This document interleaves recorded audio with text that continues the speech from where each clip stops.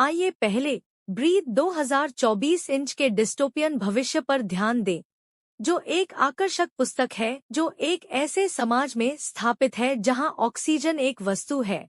अब जब हमारे पास सब कुछ समाप्त हो गया है, तो आइए ब्रीथ 2024 इंच के डिस्टोपियन भविष्य में आगे बढ़े।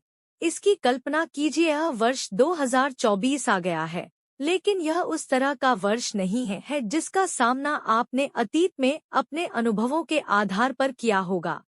पर्यावरणीय आपदा की एक महामारी वर्तमान में पूरे ग्रह पर फैल रही है और यह पृथ्वी के चेहरे से सभी मनुष्यों को नष्ट करने का खतरा पैदा करती है। यह महामारी वर्तमान में जारी है। माया, न्यू हेवन के विशाल शहर में रहने वाली एक युवा महिला, हमारी कहानी की नायक है। कहानी में उनकी मुख्य भूमिका है।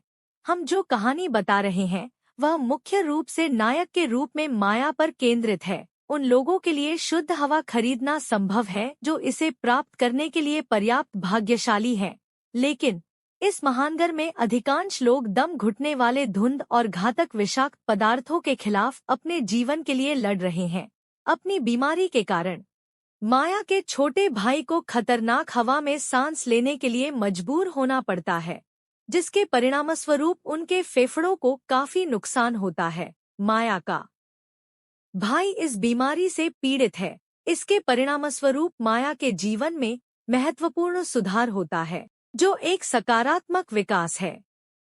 माया उसे बचाने के विचार के साथ न्यू हेवन की घुमावदार सड़कों के माध्यम से एक जोखिम भरी यात्रा पर निकलती है।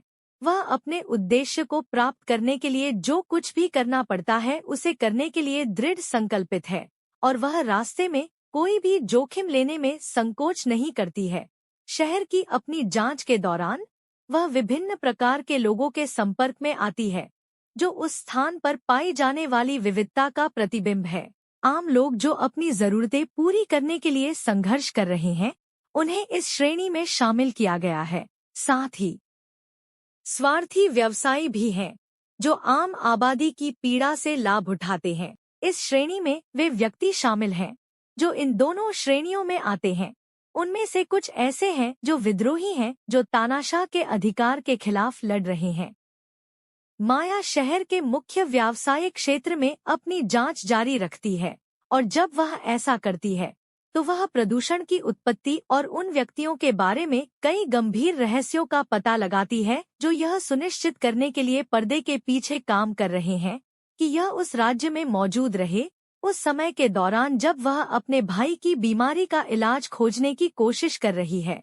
वह अपनी व्यक्तिगत चिंताओं को जीतने और जोखिम से भरे संबंधों को नेविगेट करने का भी प्रयास कर रही है। वह एक समाधान खोजने के लिए घड़ी के खिलाफ दौड़ रही है।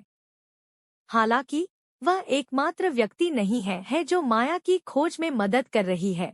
ऐसे अन्य लोग हैं जो एक ही काम कर रहे हैं। जैसे ही वह भीड़ के बीच से गुजरती है, वह साथी सैनिकों से मिलती है जो एक बार फिर ताज़ी हवा में सांस लेने के मौके के बदले में अपनी जान देने के लिए तैयार होते हैं। वे अपने लिए निर्धारित लक्ष्यों को प्राप्त करने के लिए हर संभव प्रयास करने के लिए प्रतिबद्ध हैं।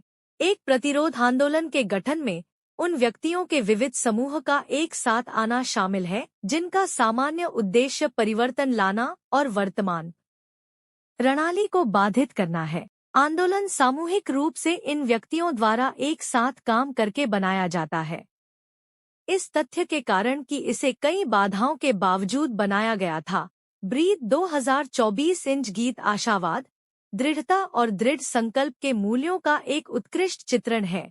पर्यावरण के बिगड़ने के साथ साथ व्यवसायों की ओर से बेलगाम लालच के प्रभावों को दूर करने की तत्काल आवश्यकता का एक समय पर अनुस्मारक। इस आपदा का उद्भव इन दोनों मुद्दों को हल करने की गंभीर आवश्यकता के समय पर अनुस्मारक के रूप में कार्य करता है। कथा ज्यादातर आम लोगों पर केंद्रित है जो जबरदस्त बाधाओं को दूर करने और दुनिया को उनके बाद आने वाली पीढ़ियों के लिए एक बेहतर जगह बनाने के लिए एकजुट होते हैं।